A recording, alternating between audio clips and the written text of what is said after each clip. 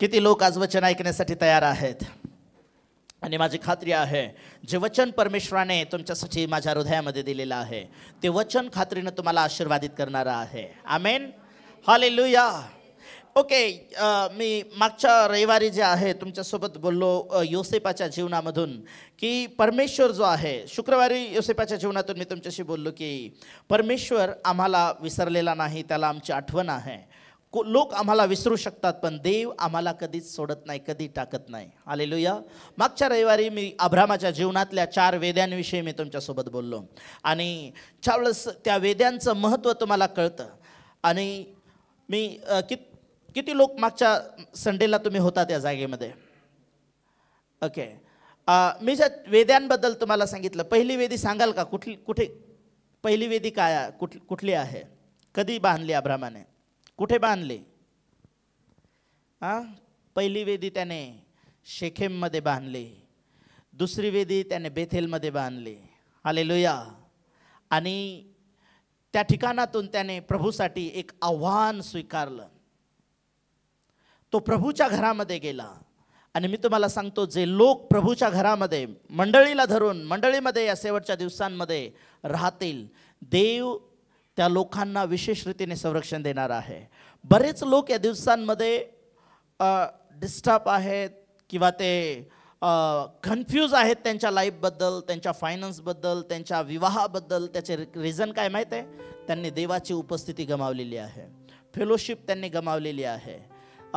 प्रत्येक वेळेला ते असं विचार करतात की आम्ही या संडेला आम्ही जाणार, परिवारासहित प्रभूची भक्ती करणार, आणि त्या संडेला त्यांचे कामं, त्यांचे पाहुणे, त्यांचा जॉब किंवा त्यांच्या महत्त्वाच्या गोष्टी त्यांचा देव बनवून त्यांनी ठेवला. आणि मी तुम्हाला सांगतो तुमचा परमेश्वर प्रभू येशू असला पाहिजे.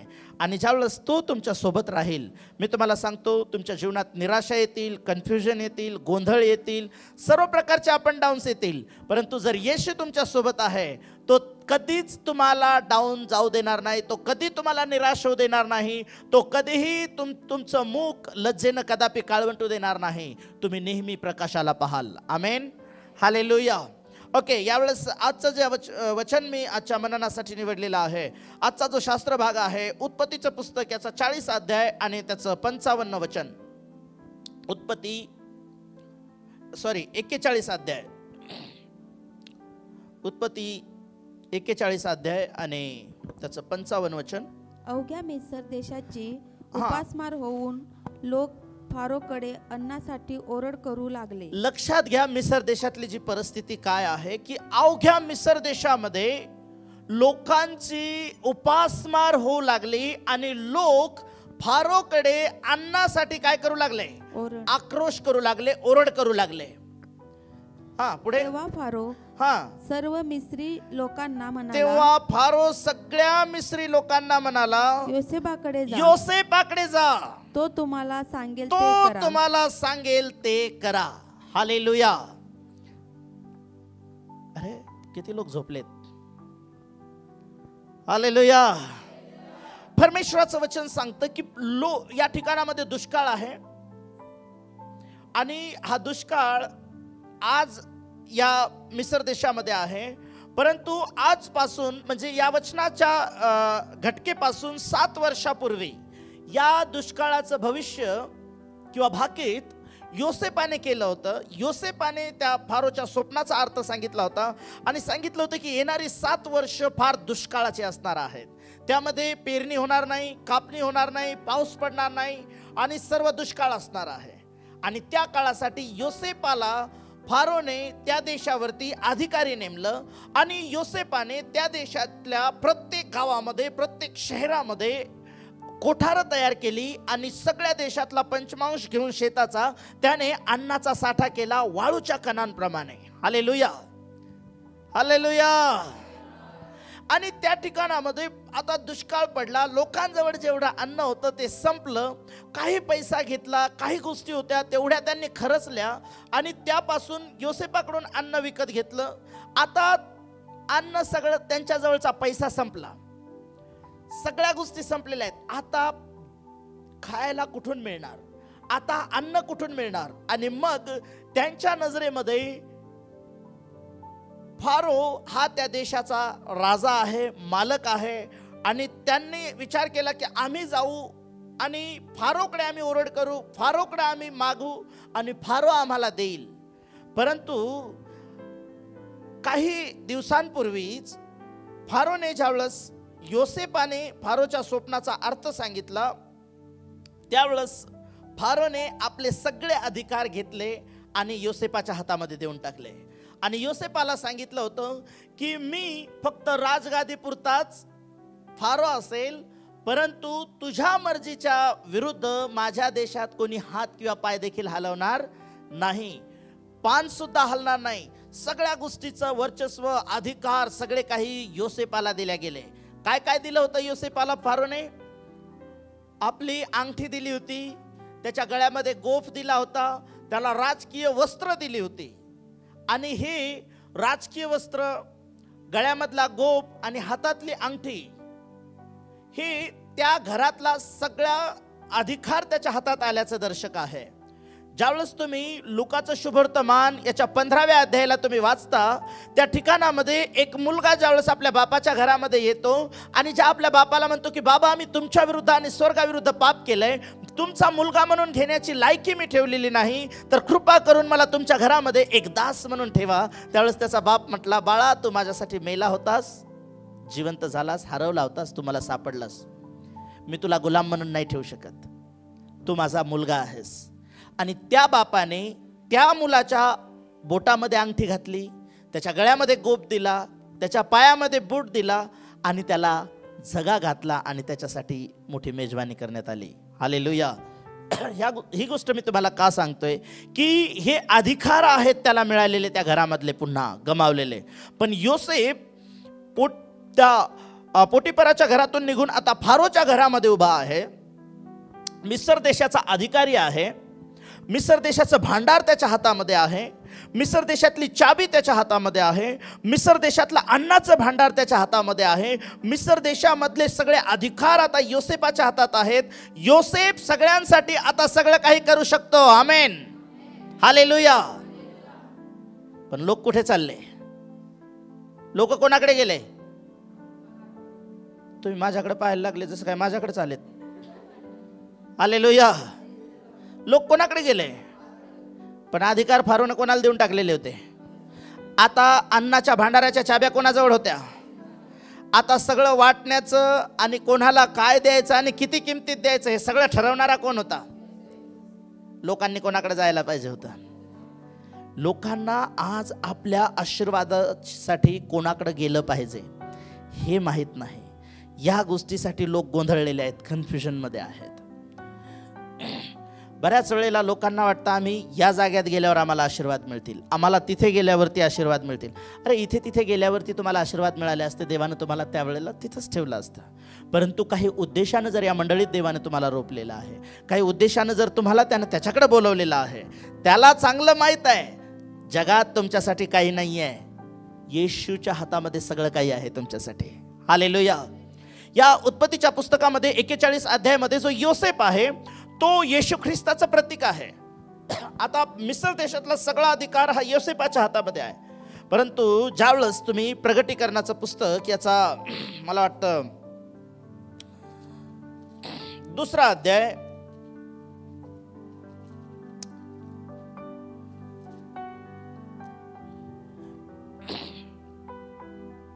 आणि 18व्या वचनामध्ये येशू काय म्हणतो?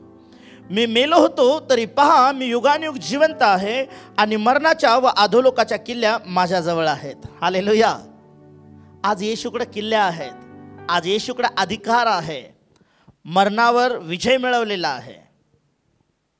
परंतु आपण वाचतो योसेपाच्या बाबतीत उत्पत्ती 41:55 मध्ये की दुष्काळ आहे, तिथे सगळ्या गोष्टीची मारामार आहे, लोक उपासमारीनं मरत आहेत. परंतु लोक मागत कोणाकडे आहेत? फारोकडे आहेत. आज वचनाचे सिद्धांत किंवा वचनाचा लॉ लोकांनी समजून घेतला नाही म्हणून आहेत तसेच गोंधळलेले आहेत. चर्चमध्ये जाऊनही लोकांमध्ये बदल होत नाहीत किंवा त्यांच्या जीवनामध्ये ब्लेसिंग मिळत नाही. त्याचं रिझन काय आहे?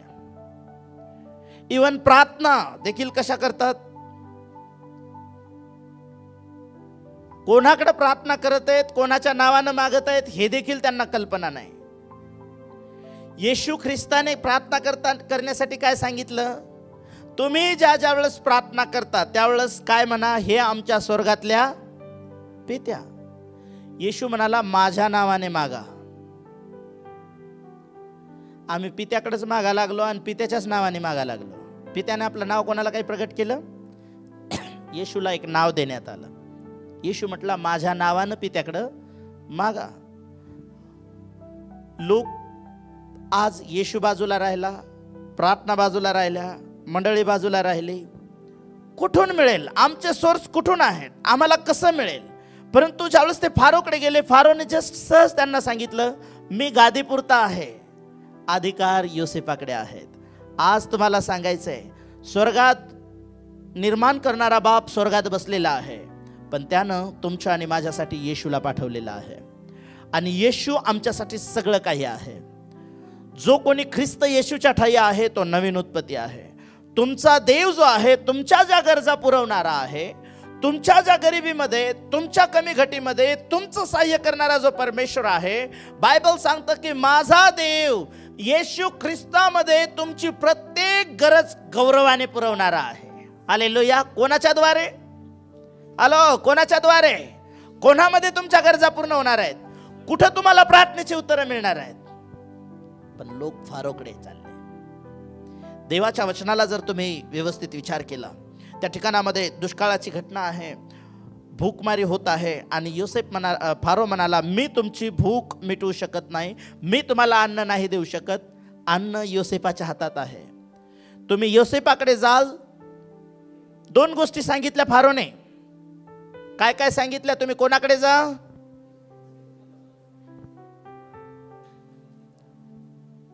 कोणाकडे जायला सांगितलं? योसेफाकडे. फक्त जायला सांगितलं? काय करायला सांगितलं? तुम्हाला जे सांगेल ते करा. लोक काय करायला लागले? चाललेत, पण जे सांगितले करायला ते करण्याची तयारी किंवा इच्छा त्यांची नाही. जर तुम्हाला तुमच्या कमी घटीमध्ये तुमचा पुरवठा होताना तुम्हाला पाहायचा असेल परमेश्वरापासून, तुम्ही परमेश्वराकडे जसे आलेला आहात, पण त्याने सांगितलं की तुम्ही त्याच्याकडे जा आणि त्याने तो जे काही तुम्हाला करायला सांगतो ते तुम्ही करा.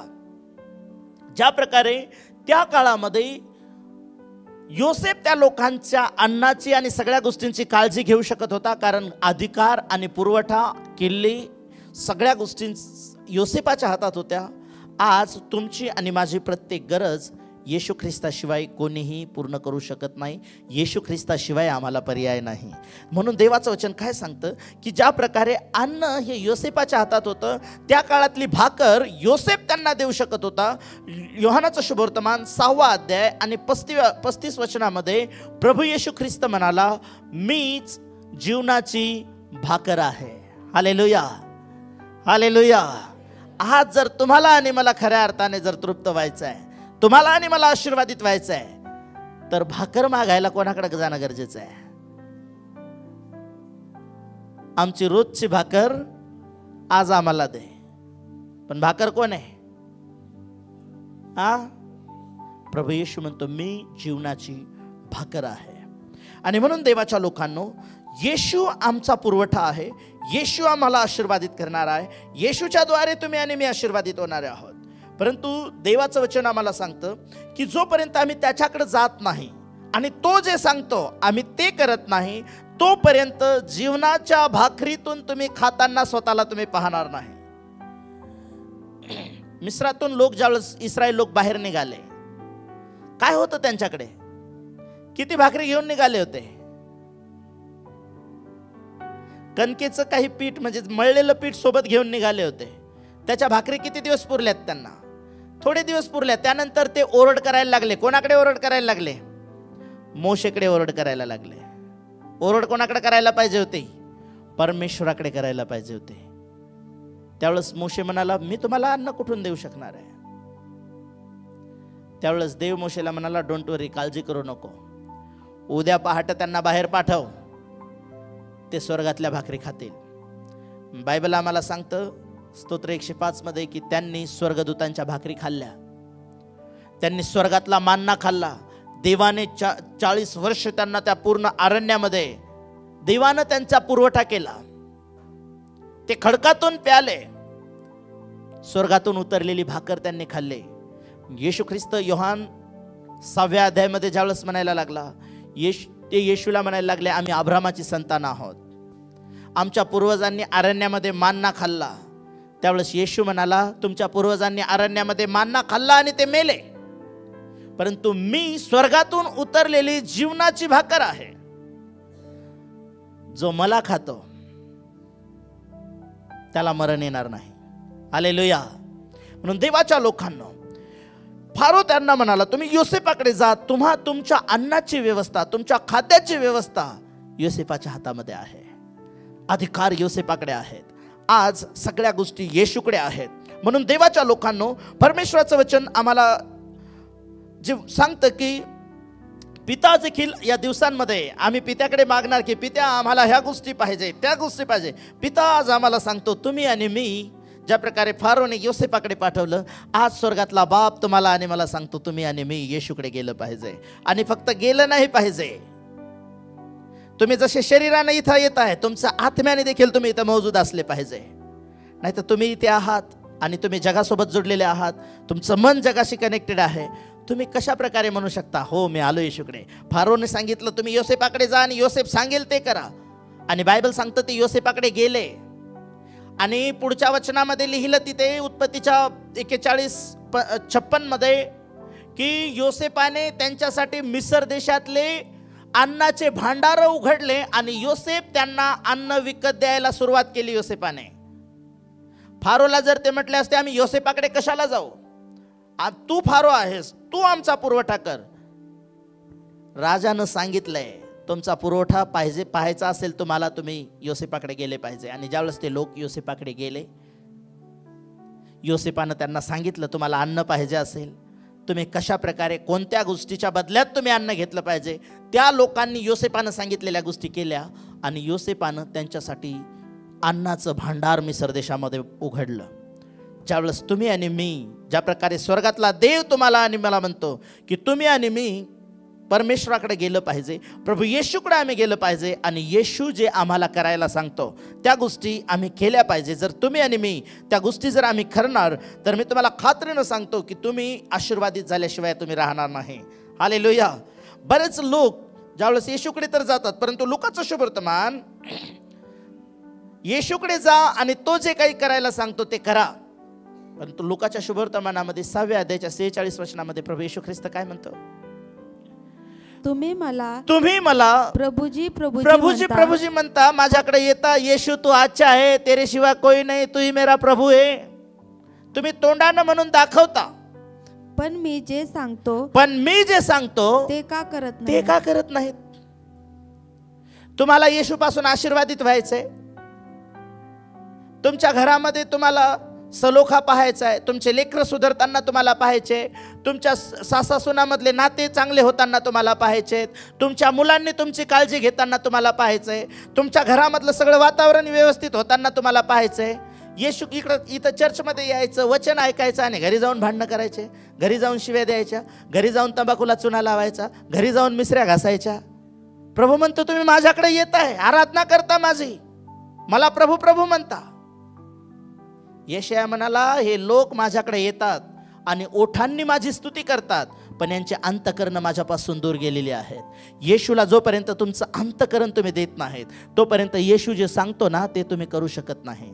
येशू ख्रिस्त म्हणाला, जो माझ्यावर प्रेम करतो तोच व्यक्ती माझ्या आज्ञा पाळू शकतो. तुम्ही येशूकडे मतलबी वृत्तीनं जर आम्ही येऊ आणि आमचं प्रेम जर जगावर असेल, इतर गोष्टींवर असेल, तर आम्हाला कधीच येशूच्या आज्ञा पाळता येत नाहीत. लोक म्हणतात येशूच्या आज्ञा पाळणं खूप अवघड आहे हो, येशूच्या मागं चालणं. येशूनं पहिलंच सांगितलं, स्वर्गात जाणारा रस्ता कसा आहे, पसरट रुंद नाहीये, नगर हायवे नाहीये, तो अरुंद आहे. त्यात जाणाऱ्यानं नेटानं जाण्याचा प्रयत्न केला पाहिजे. आणि ज्यांना तो सापडला ते थोडे लोक आहेत. हालेलुया. आणि रुंद दरवाजाने जाणारे भरपूर आहेत. नरकाचं दार लहान नाही, ते मोठं आहे. तुम्ही कोणत्या दरवाजातून जाणार आहात? देवाचं वचन सांगतं की येशू म्हणतो की तुम्ही माझ्याकडे येता, मला प्रभू प्रभू म्हणता, पण मी जे सांगतो ते तुम्ही का करत नाही? येशूचा काय आहे हे वचन? कोणत्या कुठल्या सेंटेन्समध्ये संपतं? प्रश्नार्थक चिन्ह आहे या वचनाच्या पुढे. मला प्रभू प्रभू म्हणता, पण मी जे सांगतो ते तुम्ही का करत नाहीत? का करत नाहीत? म्हणून तो 7:21 मध्ये काय म्हणाला माहिती आहे? पण नाही, याच वचनाच्या पुढचं वचन वाचा. जो कोणी माझ्याकडे येतो व माझी वचने ऐकून. योसेपाकडे जा, तो सांगेल ते करा. येशूकडे जा, तो जे काही सांगतो ते करा. जर ते कराल तर तुमच्या जीवनामध्ये प्रभू कार्य करेल. आमेन. ओके. जो कोणी माझ्याकडे येतो. कोण कोण आलंय आज येशूकडे? जे आले ते आपला हात वर करा. अरे वा. आंटी हात आणला का? हा, जागी राहा, झोपू नका. हा, घरी गेल्यावर झोपायचं. चर्च आहे, चर्चमध्ये बसलेले आहात तुम्ही. हालेलुया. हा, प्रत्येक गोष्टीची वेळ आहे. झोपायची वेळ आहे, घरी गेल्यावर झोप जा. मंदिरामध्ये आल्यावर डोळे उघडे ठेवा जा. हालेलुया. आपण देवाच्या भवनात आहोत, त्यावेळेस कोणत्या वेळेला काय केलं पाहिजे? इथे आलात, फोन सायलेंट ठेवा जा. येशूशिवाय तुमच्यासाठी कोणी महत्वाचं नसलं पाहिजे. बसताना डोळ्यावर पाणी मारून बस जा. स्वतःला उत्साही करून बस जा. हालेलुया. इथं येणार, आराधना करणार चांगली, आणि वचन ऐकणार नाही. काय करणार आहात तुमच्या लाईफमध्ये? तुम्ही वचनच जर आतमध्ये जात नसेल, तुम्हाला जे चर्चमध्ये ज्यांना डुलके लागतात, झोपा लागतात ना, थोडा विचार करा, तुम्हाला झोपी घालतंय कोण? शास्त्रात लिहिलंय, वचन चोरणारा शैतान आहे. तुमचं मधून तो वचन तुम्ही ऐकू नये, ते तुमच्यामध्ये जाऊ नये म्हणून तो तुमच्यावर असा तर करत नाही. सोजा मुन्ना सोजा. हा, तुम्हाला टीव्ही पुढे नेऊन बसवलं तर किती वेळ जागसाल? ऐका, आपण प्रभूच्या भवनात आलो, आपण प्रभूसाठी वेळ काढलेला आहे. आपला वेळ काढला, आपला पैसा खर्चला. कशासाठी? की मी प्रभूच्या भवनामध्ये जाईल, मी प्रभूचं वचन ऐकेल आणि प्रभू माझ्याशी बोलणार आहे. आपण वचन ऐकतो म्हणजे काय करतो? आपण वचन ऐकता म्हणजे काय करता? तुम्ही पास्टर गवईला नाही तुम्ही ऐकत आहे, तुम्ही परमेश्वराच्या वचनाला ऐकत आहात. आणि जर तुम्ही वचन ऐकाल तरच त्या वचनाप्रमाणे तुम्हाला करता येईल ना. हॅलो, बरोबर आहे ना? ऐका मग. हा, वाचा. जो कोणी माझ्याकडे येतो व माझी वचने आणि माझी वचने ऐकतो आणि ऐकून त्याप्रमाणे करतो, तो कोणासारखा आहे हे मी तुम्हाला दाखवतो. तो कोणा एका घर बांधणाऱ्या माणसासारखा आहे. किती लोकांनी घर बांधलेलं आहे? आहेत ना घर बांधलेले? तुम्ही आज घर बांधलं आणि तुम्हाला कळालं की पुढच्या महिन्यात पडलं, किती आनंद होईल तुम्हाला? तुमच्या आत्मिक घराच्या बाबतीत काय? प्रभू म्हणाला तो एका घर बांधणाऱ्यासारखा आहे. हा, त्याने खोल खणून खडकावर पाया घातला. हा, मग पूर आला तेव्हा त्याचा लोंढा त्या घरावर आदळला. तरी त्यामुळे ते हालले नाही, कारण ते मजबूत बांधले होते. परंतु जो कोणी पुढचा जो आहे तो वाळूवर घर बांधणार आहे. खडकावर घर बांधणाऱ्याला शहाणा म्हटलंय, वाळूवर घर बांधणाऱ्याला मूर्ख म्हटलंय. म्हणजे काय? वाळूवर घर बांधणारा कोण? वचन फक्त ऐकतो. त्याचं वचन ऐकून त्याचं माहितीये का, डोकं मोठं झालंय. तुम्ही आर्टिफिशियल एलियन पाहिलं का? एलियन, बरं एलियन जाऊ द्या, कुपोषित बाळ पाहिलं? कुपोषित मोबाईल किती लोकांकडे आहे? मोबाईल काढा, गुगल काढा. मी तुम्हाला सांगतो ना, चर्चमध्ये काढा गुगल आणि त्याच्यावर टाईप करा कुपोषित बाळ, आणि कुपोषित बाळाचा फोटो, इमेज. आला का तुमच्या मोबाईलवर? हा, त्याला मोठं करा. त्याचं डोकं कसं आहे?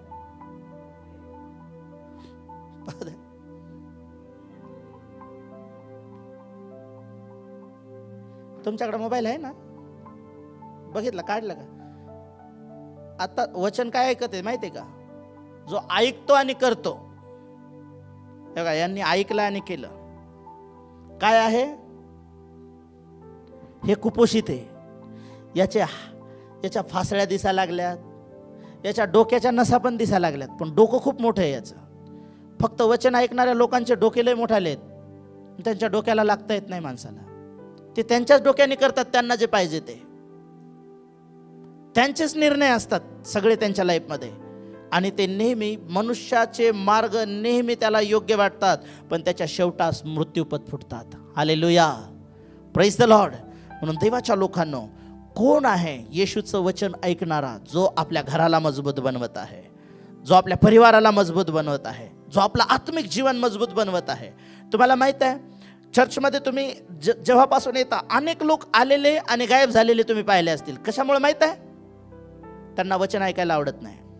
वचन त्यांना आपल्या जीवनामध्ये ॲक्सेप्ट करायला आवडत नाही, त्यानुसार जगायला आवडत नाही. म्हणून ज्यावेळेस त्यांच्या जीवनामध्ये संकट येतात, ज्यावेळेस त्यांच्या जीवनामध्ये प्रॉब्लेम उभे राहतात, ते प्रभूपासून दूर जातात. ते प्रभूला ब्लेम करतात. ते पाळकाला नाव ठेवायला लागतात. माझं कामच झालं नाही म्हणून मी नाही जात चर्चला. असे किती आहेत घरी बसलेले. हालेलुया.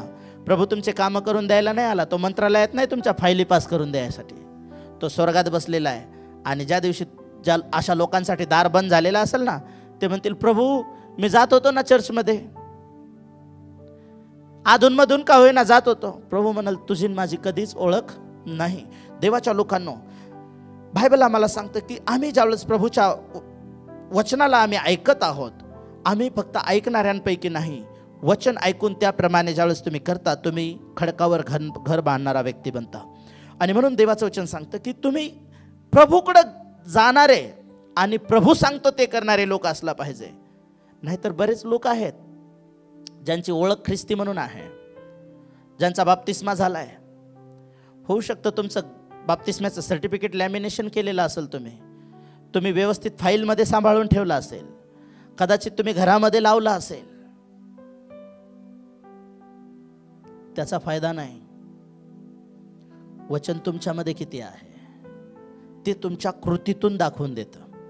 एक वचन वाचा, दुसरे राजाचं पुस्तक 1 अध्याय 1 ते 4 वचन. या व्यक्तीला देवाचा मार्ग माहीत आहे, प्रभू माहीत आहे, पण याच्या जीवनामध्ये 2 प्रकारचे प्रॉब्लेम आहेत. एक तर त्याचे आईवडील प्रभूचा मार्ग माहीत असून देवाची भक्ती करणारे बनले नाही, मूर्तीपूजक होते. आजही चर्चला जाणाऱ्या लोकांपैकी बरेच लोक अशा प्रकारचे आहेत. दुसरे राजे 1 अध्याय आणि 2 वचनापासून, अहजा हा शमरोनातील आपल्या वाड्याच्या माडीवरल्या खिडकीच्या जाळीतून खाली पडून दुखनाईत झाला. त्याने जासूदांना अशी आज्ञा केली की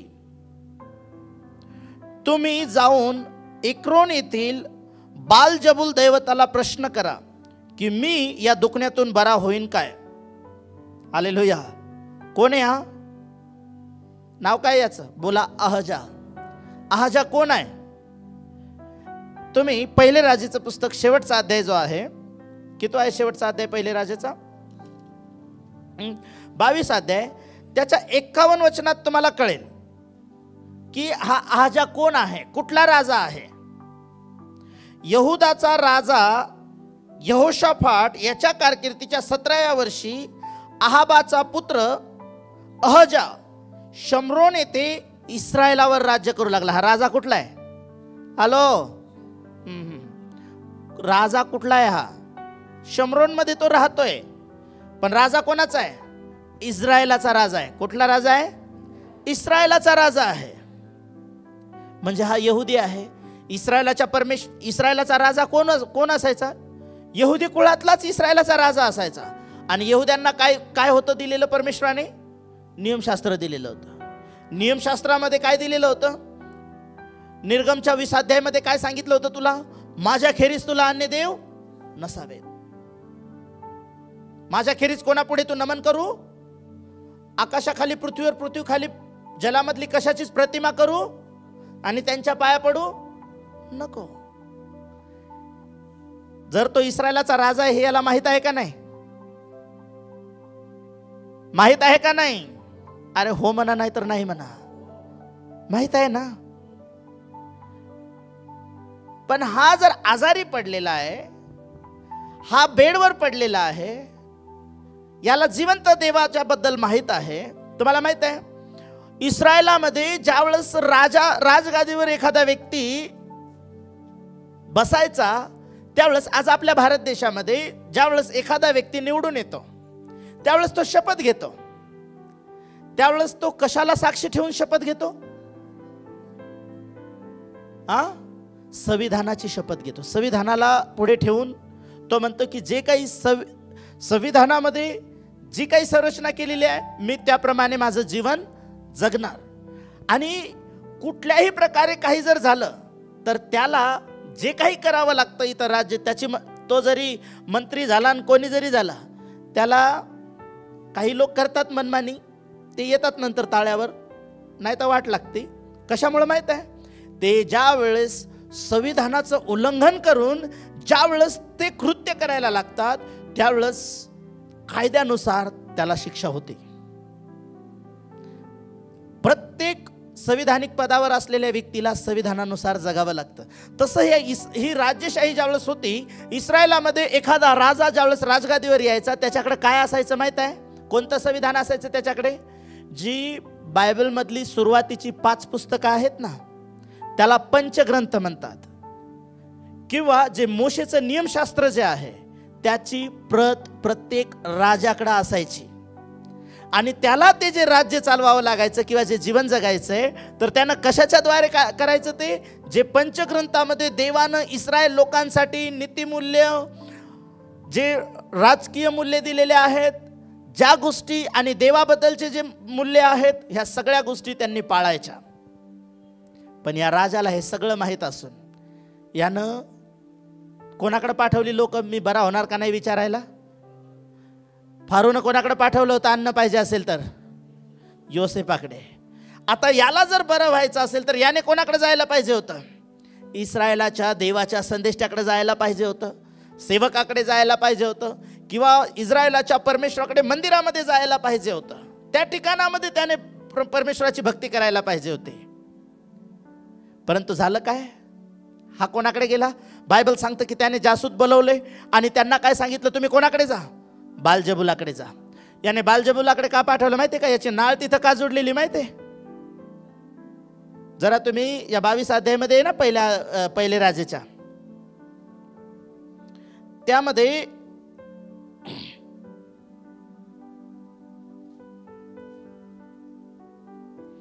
त्याची जी आई होती इजबेल, आणि त्याच्या बापाचं नाव काय होतं? अहाब. आणि आई होती इजबेल. आई कोणाची भक्ती करणारी होती माहित आहे? बालाची. म्हणून एलियानं येऊन इजबेलीच्या बालाच्या संदेष्टांना काय केलं होतं? 450 संदेष्टे मारले होते. आणि हा त्या बाईचा मुलगा होता. हालेलुया. ज्याच्या बापानं निर्दोष माणसाला मारलं होतं त्याचा मळा हिसकावण्यासाठी, त्या घरातलं ही फांदी होती.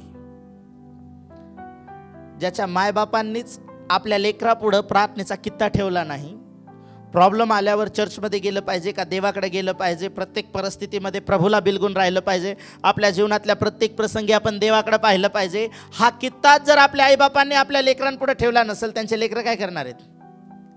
मम्मी पप्पा काय करायचे? चर्चमध्ये नाही लवकर झाली प्रार्थना ऐकली तर तिकडं जायचे त्या बाबाकडं. त्या बाबाचा नंबर याच्या पण व्हॉट्सअपमध्ये असतो. हालेलुया. याने पण हे देवाला कधीच आवडत नाही. देवाची इच्छा आहे तुम्हाला आरोग्य पाहिजे, तुम्हाला अन्न पाहिजे, तुम्हाला पुरवठा पाहिजे. तुम्ही कोणाकडे गेलं पाहिजे? येशूकडे गेलं पाहिजे. त्याच्याकडे तुम्ही आला पाहिजे.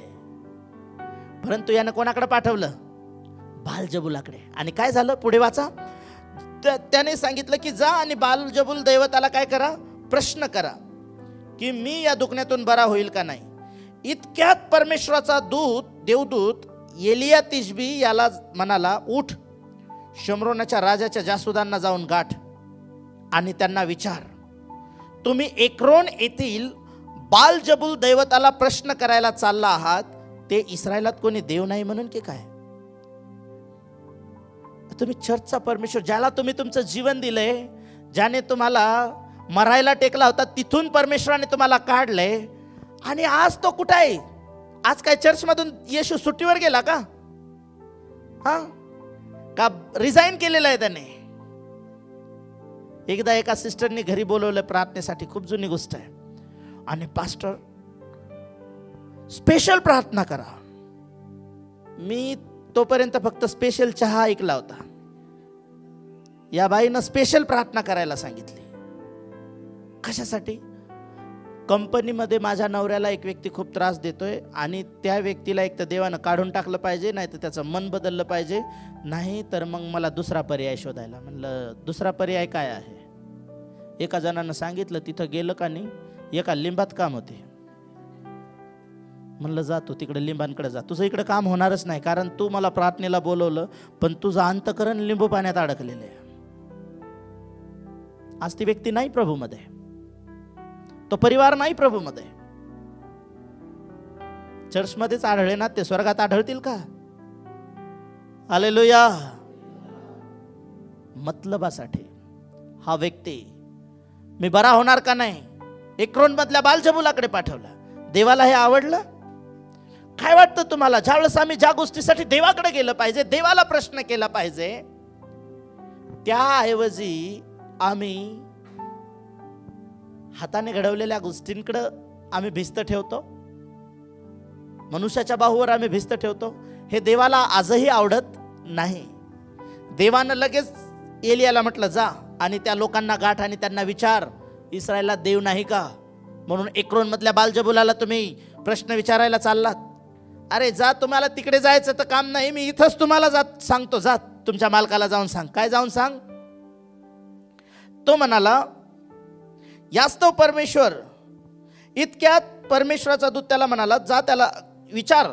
आणि यास्तव परमेश्वर आहाजास म्हणतो, 4थं वचन, ज्या पलंगावर तो पडला आहेस त्यावरून तो उठणार नाहीस, तो अवश्य मरशील, असे बोलून एलिया चालता झाला. हालेलुया. किती भयानक गोष्ट आहे. राजा इस्रायलाचा आहे, ज्या देवानं स्वर्ग पृथ्वी सगळी सृष्टी निर्माण केली, त्या देवानं त्याला राजगादी दिली. त्या देवाकडे जाण्याऐवजी हा बालजबुलाकडे चाललाय. याला चांगलं माहित होतं ना, माझ्या आईनं लय बालजबुलाची भक्ती केली. तिला एक हा कुठून पडलाय? हॅलो, कुठून पडलाय? माडीवरच्या खिडकीतून पडलाय. तुम्हाला माहिती आहे इजबेल कुठून कशी मेली? हॅलो, इजबेलला देखील खिडकीतून खाली टाकलं होतं. सेम पोरगा तसाच मेला. कशामुळे माहित आहे? इजबेलला पण बालजबूल आवडत होता आणि आहाजाला पण बालजबूल आवडतोय. दोघांची हिस्ट्री सेम, दोघांची मिस्ट्री पण same. Praise the lord. Hallelujah. इस्रायलाच्या देवाला सोडून अन्य मार्गाकडे गेले. इजबेल देखील खिडकीतून पडून मेली होती. हा खिडकीतून पडून वाचला होता. याला देवाकडे वळण्याची संधी होती, देवाकडे जाण्याची संधी होती, पण तो देवाकडे न जाता त्याने सांगितलं, माझ्या मामाच्या गावी जा. मामाच्या गावी सगळे सक्सेस नाहीत होते याकोबासारखे. Praise the lord. याकोब मामाच्या गावी गेला, पण देवाला संघ घेऊन गेला. ज्यांना देवाला संघ नेलं नाही ना, ते स्वतःच्या गलीत पण फसतात. Praise the Lord. देवानं सांगितलं, तू जगणार नाहीस, उठणार नाहीस, तू मरणार आहेस. तू जाळीतून पडला होता, खिडकीतून तवाच मारायला पाहिजे होता, पण मी तुला संधी दिली, तू येशील माझ्याकडे म्हणून. पण त्याने संधी दवडली. तुम्हाला आशीर्वादित होण्यासाठी देवाने एक ठिकाण तुमच्यासाठी दिलेलं आहे, तो म्हणजे प्रभू येशू ख्रिस्त आहे. त्याची उपस्थिती आहे. तुम्ही त्याच्याकडे जावा आणि त्याने सांगितलं ते करावं, म्हणजे तुम्ही जगाल, तुम्ही मरणार नाही.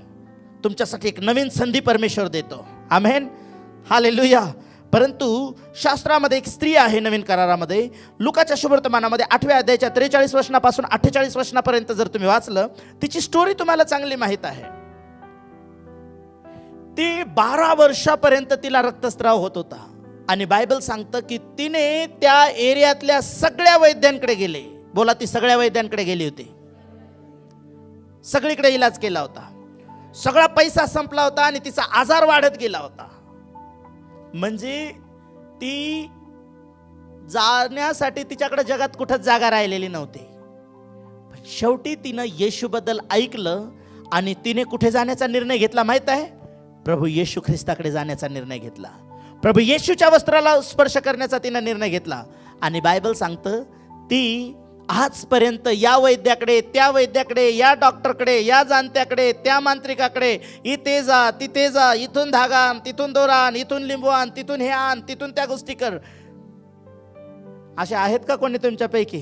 आता नाही, पूर्वी या बाईसारखं भरपूर आणलं आम्ही, काही भरपूर ठिकाणी गेलात. अरे बाप, तुम्ही डायरेक्ट स्वर्गातूनच आलेले आहेत. हा, पण हिच्याकडे आता कुठंच जाण्याचं ऑप्शन राहिलं नव्हतं. किती लोक अशा आहेत की जगामध्ये अनेक ठिकाणी गेले आणि येशूशिवाय ऑप्शन राहिलं नव्हतं तुमच्याकडे. येशूकडे आलात आणि रिझल्ट येशूपासून मिळालाय तुम्हाला. हालेलुया.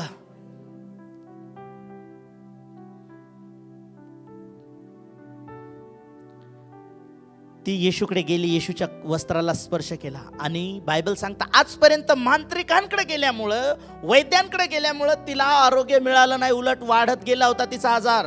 पण येशूकडे गेली आणि येशूच्या वस्त्राला स्पर्श केला आणि बायबल सांगतं तिच्या रक्ताचा जरा सुकून गेला, ती बरी झाली, निरोगी झाली. आमेन, हालेलुया. तुम्ही जर देवाकडे, प्रभूकडे याल आणि तुम्हाला तो सांगतो ते कराल, तर आजही तुमचं आरोग्य तुम्ही मिळवाल. पण आहाजाला आरोग्य मिळण्याऐवजी आहाजा मेला, कारण तो देवाकडे गेला नाही. ही स्त्री जगात सगळीकडे फिरली, शेवटी तिला कळालं येशू बरा करणारा आहे. याला ऑलरेडी माहित होतं परमेश्वरच मला बरं करू शकतो, तरी हा बालजबुलाकडे गेला. तिचा बालजबूल काही काम करू शकला नाही. त्यावेळेस तिला कळालं येशू माझ्यासाठी काम करणारा आहे. येशूकडे आली आणि जस्ट वस्त्राला टच केलं येशूच्या आणि बरी झाली. आमेन, हालेलुया. तुम्हाला खूप काही मोठाले कारस्थान करायचं काम नाही. प्रभूकडे येऊन खूप काही कर्मकांड करायचं काम नाही. कर्मकांडाचे दिवस संपलेत तुमचे. इथं हे कबूल कर, तिथं हे कबूल कर, इथं ते त्या गोष्टी संपल्यात. आज जस्ट तुम्ही प्रभूकडे येता ना, प्रभूच्या एका स्पर्शाने आज तो तुम्हाला बरं करू शकतो. जस्ट कितीतरी लोकांच्या साक्ष आहेत की मी चर्चमध्ये आले आणि आराधना करत असताना मला स्पर्श झाला, मला या भागामध्ये त्रास होता, माझ्या शरीरामध्ये एवढ्या दिवसापासून दुखत होतं आणि दुखणं गायब झालं, त्रास निघून गेला. आमेन. आजही तो येशू जिवंत आहे. जर तुम्ही त्याच्याकडे येता, तो तुमच्या जीवनामध्ये आजही तो तुम्हाला अनुभव द्यायला तयार आहे. जर तुम्ही त्याच्याकडे याल, तो तुम्हाला आशीर्वादित करतो. बऱ्याच वेळेला आम्ही येतो आणि त्या गोष्टी करत नाही. योहानाचं शुभवर्तमान याचा 2रा अध्याय 5 ते 7 वचन जर तुम्ही वाचलं, योहानाचं शुभवर्तमान याचा 2रा अध्याय. त्याची आई चाकरांना म्हणाली, त्याची आई चाकरांना म्हणाली, हा तुम्हाला जे काही सांगेल ते करा. येशू ख्रिस्त तुम्हाला जे काही करायला सांगेल ते तुम्ही. कोण सांगत आहे? हॅलो, ऐकताय? कोण सांगत आहे? आई. आईचं नाव काय? मरिया. काय सांगत आहे? येशू तुम्हाला जे सांगेल ते. लोक मरियाला सांगतील, तू येशूला सांग ना आमच्यासाठी. आपण नाही सांगत, काही लोक सांगतात. आणि इथे मरिया येशूकडे प्रार्थना करत आहे की इथला द्राक्षरस संपला. येशू म्हटला याच्याशी तुझा माझा काय संबंध.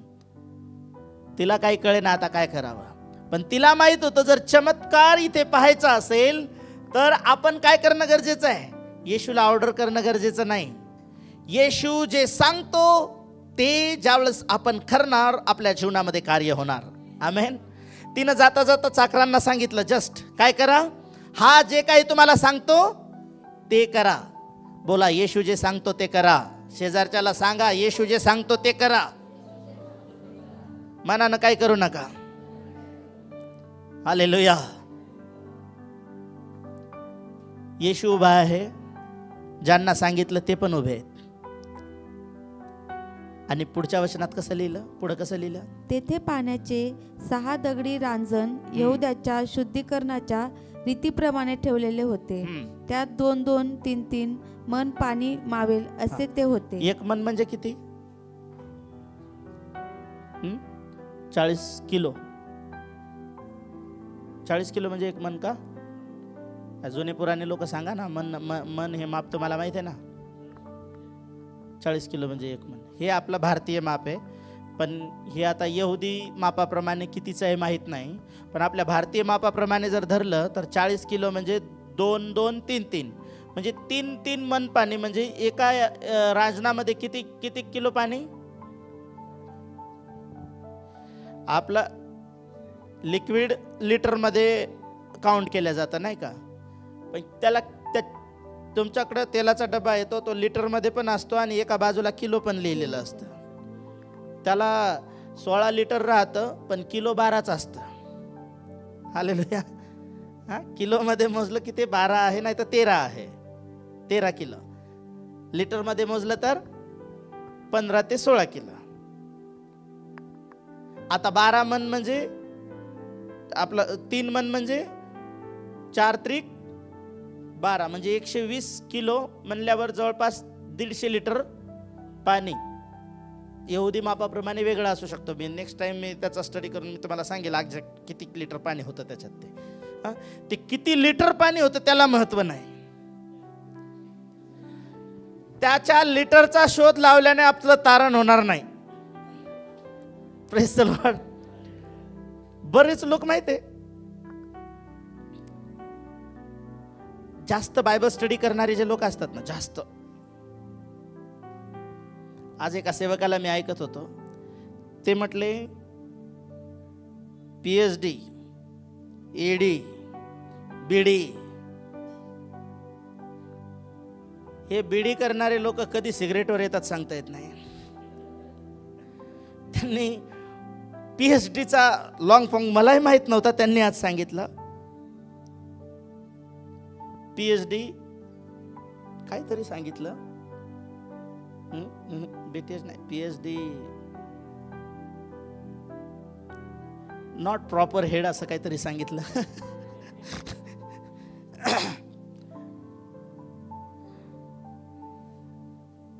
पण ह्या गोष्टी आमच्यासाठी महत्त्वाच्या आहेत. शिक्षण महत्त्वाचं आहे. रेनार्ड बॉन्के असं म्हणाले, तुम्ही जगातल्या किती डिग्र्या घ्या, बायबलमध्ये BD, PhD, डॉक्टरेट काय करायचं ते करा, पण ते तुमचं ज्ञान तुम्हाला येशूपासून दूर नेणार नाही याची काळजी घ्या.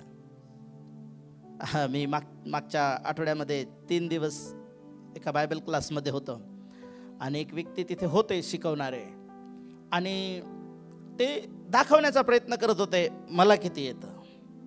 आम्ही त्यांना सांगितलं, ते जे तुम्ही गुगली टाकताय ना, गुगलीनं तारण होत नाही कोणाचं. हालेलुया. जस्ट तुम्हाला सिंपल, तुम्हाला काय माहित पाहिजे माहित आहे, येशू जे सांगतो ते करा. चमत्कार पाहायचा असेल तर किती लिटर पाणी भरलं तिथे लिहिलं का, त्यांनी किती लिटर पाणी भरलं? लिहिलंय 2-2, 3-3 मन पाणी बसत होतं. आणि पुढे काय लिहिलं? येशू त्यांना म्हणाला, रांजण पाण्याने भरा. रांजण पाण्याने भरा. येशू म्हटला काय 2-2 मन भरा, 1-1 मन भरा?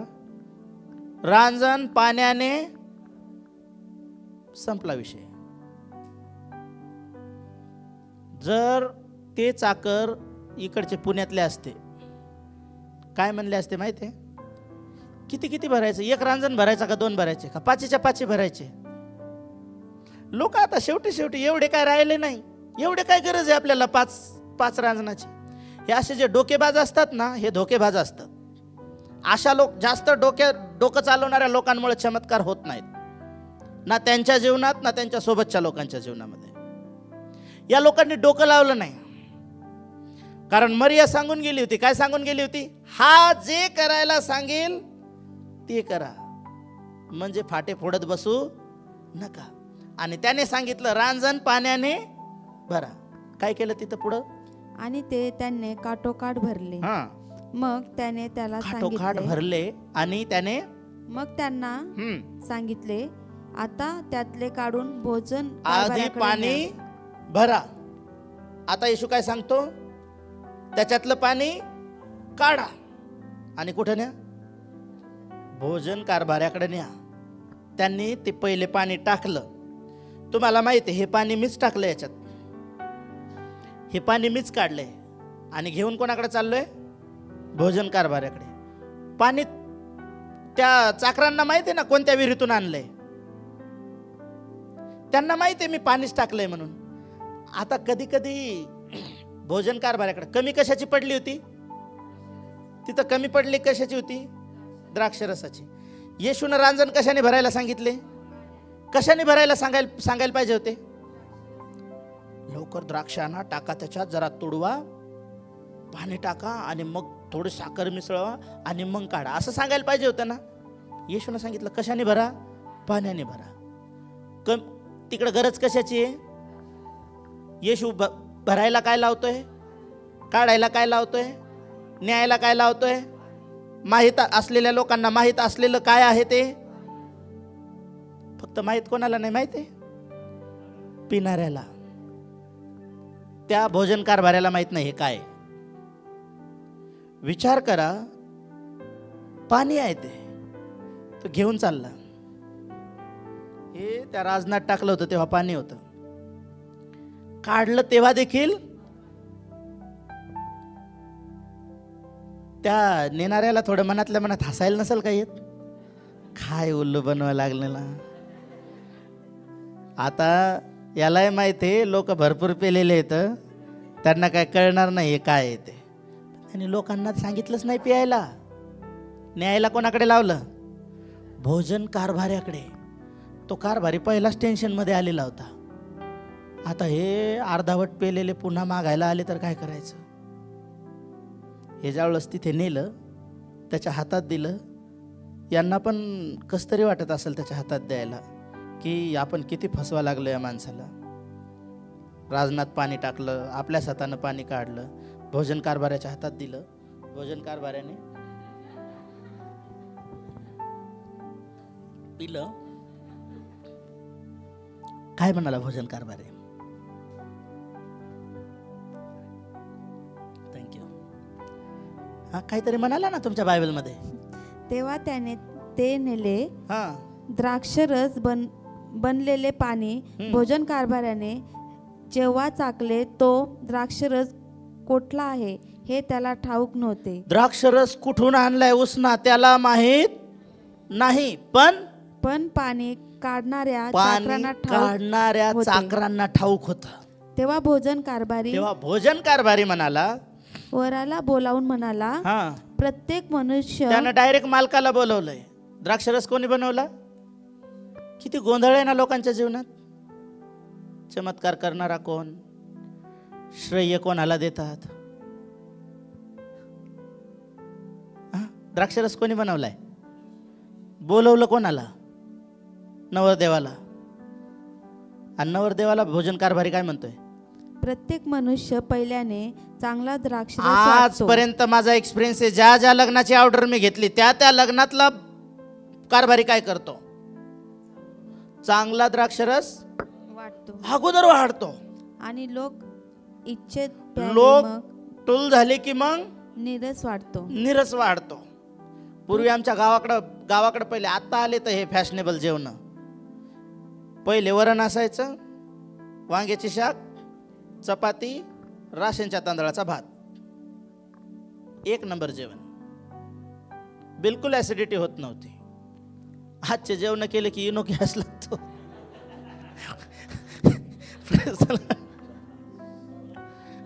नाही तर सोडा, सगळं वराड सोड्याच्या गाड्यावर जातं लग्नामध्ये.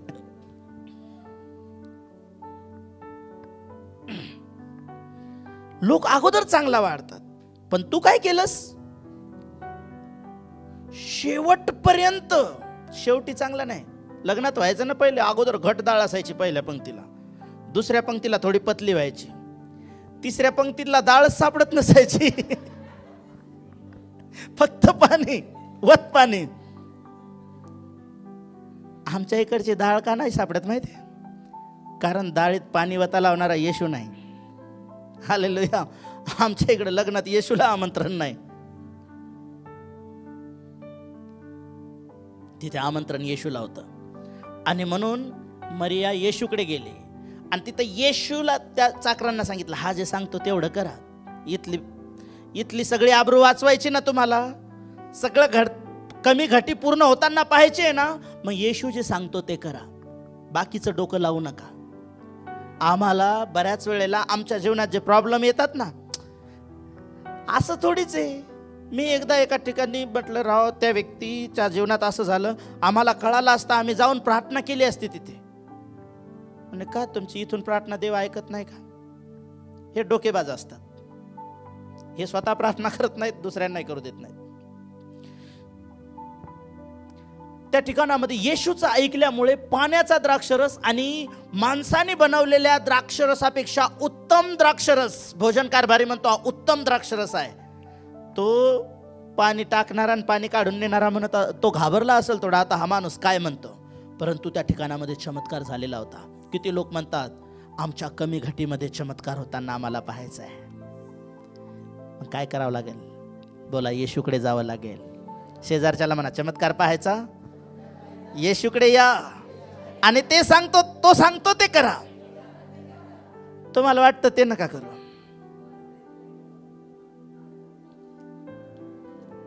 या आहाजाला वाटलं ते केलं, काय झालं त्याचं?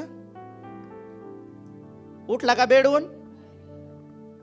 त्याची इच्छा काय होती? बालजेबुलने सांगावं बेडवून उठशील म्हणून. देवानं सांगितलं, तो काय मीच सांगतो तुला उठूच देत नाही. यार तुला उठवणारा मी आहे ना, तू माझ्याकडे आलं पाहिजे. देवाच्या लोकांनो, ज्यावेळेस चाकरांनी तसंच केलं, त्यावेळेस पाण्याचा उत्तम दर्जाचा द्राक्षरस त्या ठिकाणामध्ये झाला. आमच्या जीवनामध्ये कार्य का होत नाही? योहानाचा शुभवर्तमान 9 अध्याय 6 वचन, 9:6. असे बोलून तो भूमीवर थुंकला. कोण? प्रभू येशू.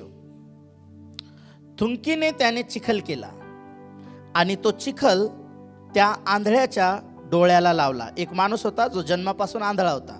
शिष्य म्हटले होते, याच्या पापामुळे का याच्या आईबापाच्या? येशू म्हणाला, दोघांच्याही नाही, पण देवाची कामं याच्याद्वारे प्रगट व्हावी म्हणून हा असा जन्माला आलेला आहे. येशू भूमीवर थुंकला, चिखल केला आणि चिखल आंधळ्या माणसाच्या डोळ्याला लावला. आणि काय सांगितलं त्याला? जा आणि शिलो म्हणजे पाठवलेला नावाच्या तळ्यात धू.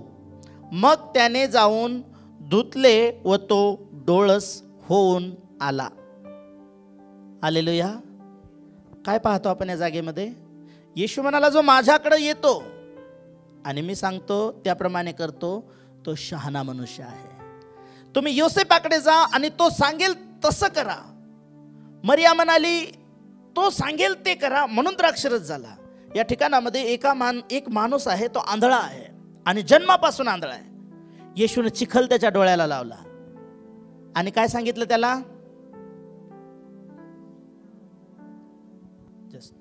ऐकताय? एक आंधळ्या माणसाच्या डोळ्याला चिखल लावला येशूने आणि काय सांगितलं? जाऊन धुवून ये. बरोबर ना? जाऊन डोळे धुवून ये. बरोबर आहे? काय बरोबर आहे? कुठं बरोबर आहे? कुठे जायला सांगितलं? शिलो इथल्या तळ्यात जाऊन धु, तिथल्या पाण्याने. काय वाटतं तुम्हाला? घरी जाऊन धुवून आला असता तर? कुठं तिकडं तळ्यात जाऊ, इकडं घरी बायको आहे माझ्या हातावर पाणी टाकल. तिकडं तळ्यात जाता जाता पाय घसरला, बुडलो, मला एक तर दिसत नाही. घरी मस्त साबणानं पण तोंड धुता येईल. माझ्या घरी पेर्स साबण आहे, डव साबण आहे, लक्स आहे. लक्सने धुतल्याने नाही बरं होत. ते सौंदर्य करा ॲडव्हर्टाईज मध्येच आहे फक्त. रियालिटीमध्ये तुमच्या जीवनाचा चमत्कार येशूचा ऐकण्यामध्ये आहे. हालेलुया. विचार करा ना, त्यानं जर शहाणपणा चालवला असता, येशू धुयायलाच सांगितलं ना, तळ्यात जाऊन धुयायला सांगितलं. तळ्यातल्या पाण्यानं, माझ्या बायकोनं तळ्यातलंच पाणी आणलेलं आहे घरी. होऊ शकतं त्याच्या घराजवळच, म्हणजे तळाजवळच असणार, आणि होऊ शकतं त्याच तळ्याचं पाणी. बायबलमध्ये लिहिलं नाही, पण होऊ शकतं. तळ कशासाठी होतं? पाण्यासाठीच असतं तळ, तळ्यात पाणीच असतं. पण तळ्यातलं पाणी कशासाठी असतं? लोक कपडे धुवायला,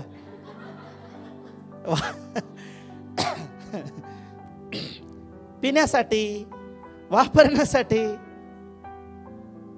आज तुमच्या घरात जे पाणी येतं कुठून येतं?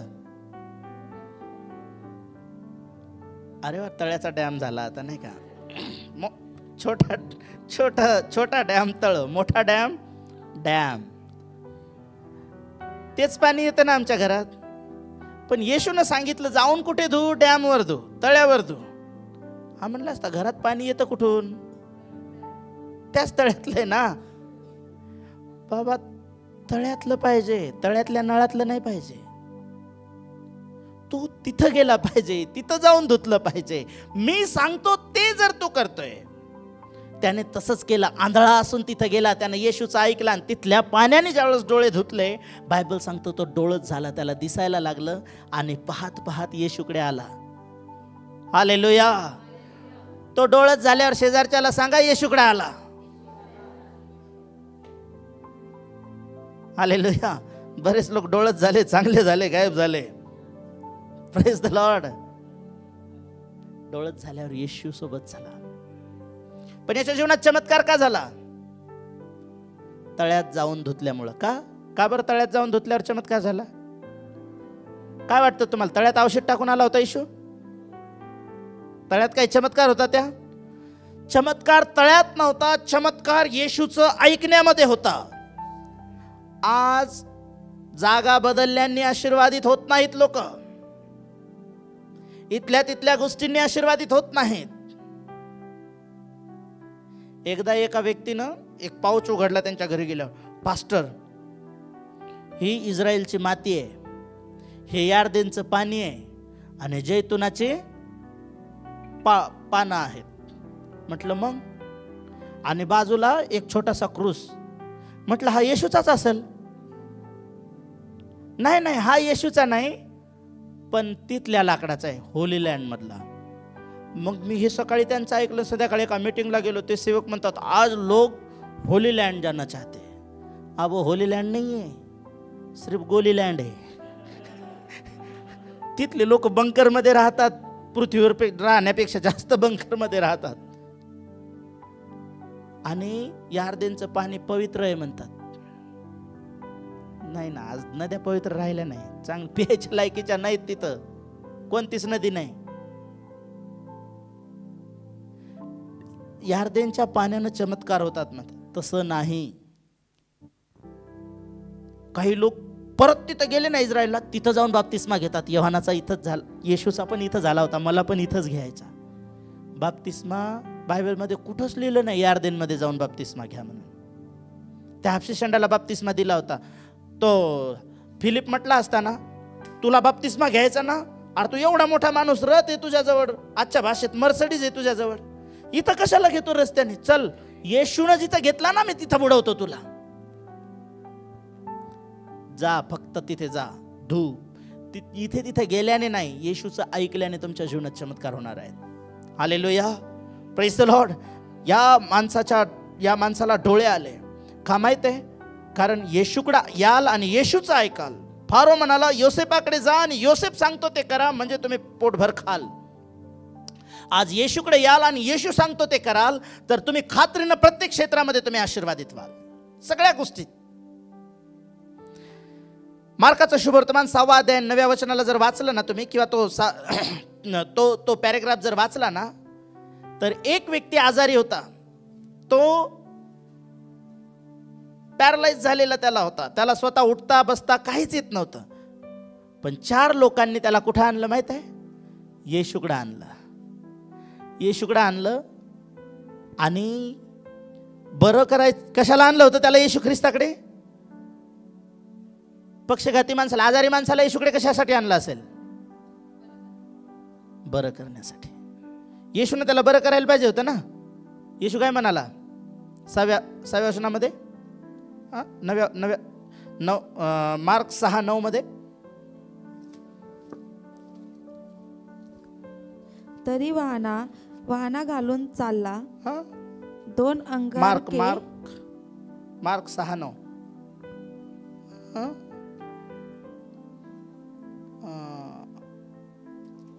हा 2:9. तुझ्या पापाची क्षमा येशू त्याला झाली. म्हणाला, तुझ्या पापाची क्षमा क्षमा झाली. असे पक्षघाती माणसाला म्हणणे हा सोपे किंवा पण या ठिकाणामध्ये जे त्या माणसाला बरं करण्या अगोदर येशू म्हटला, मुला तुझ्या पापांची क्षमा झाली. त्यावेळेस लोक काय म्हणाले माहितीये, पापाची क्षमा फक्त देव करू शकतो. पण येशू या सगळ्या काय सांगत होता, दाखवत होता. ह्या चमत्कारामागे मला तुम्हाला काय सांगायचं माहिती आहे? काय येशूकडे जाणं गरजेचं आहे? काय येशूकडे याला आणलं? येशूकडे या माणसाला आणलं या लोकांनी. कशासाठी आणलं होतं? फक्त बरं होण्यासाठी. पण मला तुम्हाला हे सांगायचं की या अध्यायाला जर तुम्ही वाचाल तर तुमच्या लक्षात येईल, येशूला फक्त बरं करण्याचा अधिकार नाहीये, येशू ख्रिस्ताला पापाची क्षमा करण्याचा देखील अधिकार आहे. देखील नाही आहे. आम्हाला येशूकडे काय यायचंय माहितीये? फक्त बरं होण्यासाठी नाही यायचं. लोक कितीतरी वेळा बरे झाले आणि कितीतरी वेळा परत प्रॉब्लेम मध्ये गेले. का माहितीये? मेन रूट मध्ये काम होत नाहीये त्यांच्या. ते येशूकडे येत आहेत. आम्ही येशूकडे येतो आमच्या पापाच्या क्षमेसाठी. आम्ही येशूकडे येतो आमच्या आरोग्यासाठी. आम्ही येशूकडे येतो कारण आमचा पुरवठा येशूच्या नावामध्ये आहे. आज ज्या प्रकारे त्या दुष्काळाच्या काळात फारोने त्या लोकांना सांगितलं, तुम्ही योसेफाकडे जा कारण योसेफ तुमचा पुरवठा करणारा आहे. आज तुम्हाला आरोग्याची गरज आहे, तुम्हाला सुटकेची गरज आहे, आज तुम्हाला दिसण्याची गरज आहे, आज तुमच्या जीवनात कोणत्या गोष्टीत कुठल्या क्षेत्रात तुम्हाला चमत्कार होण्याची गरज आहे. येशूकडे या आणि येशू सांगतो ते करा. कारण येशू म्हणाला, एक वचन वाचू, मत्तईचं शुभवर्तमान 7वा अध्याय आणि 21वा वचन, आणि प्रार्थना करूया आपण. मला प्रभुजी असे म्हणणाऱ्या प्रत्येकांचा प्रवेश स्वर्गाच्या राज्यात होईल असं नाही. तर जो माझ्या स्वर्गीय पित्याच्या इच्छेप्रमाणे वागतो त्याचा होईल आणि त्याप्रमाणे वागतो, इच्छा पूर्ण करतो, त्याचा प्रवेश स्वर्गाच्या राज्यामध्ये होईल. हालेलुया. देवाच्या लोकांनो, आम्ही ज्यावेळेस येशूकडे आलोय आणि आम्ही येशू सांगतो त्या गोष्टी जर कराल तर त्या शिलो नावाच्या तळ्यावर गेलेला माणूस डोळस होऊन आला. ती रक्तस्रावी स्त्री येशूकडे गेल्यामुळं ती बरी होऊन आली, जिला वैद्यांकडे जाऊन ती बरी होऊ शकली नाही. आज जर तुम्ही येशूकडे आलात, आम्हाला काय करणं गरजेचं आहे? बोला, येशू सांगतो ते करणं गरजेचं आहे. म्हणजे काय माहीत आहे? जे वचनात सांगितलं ते ज्यावेळेस तुम्ही तुमच्या जीवनात आणता त्यावेळेस जे वचनात आहे ते तुमच्या जीवनात दिसायला लागतं. उभं राहूया, प्रार्थना करूया आपण. Thank you Jesus. धन्यवाद येशू.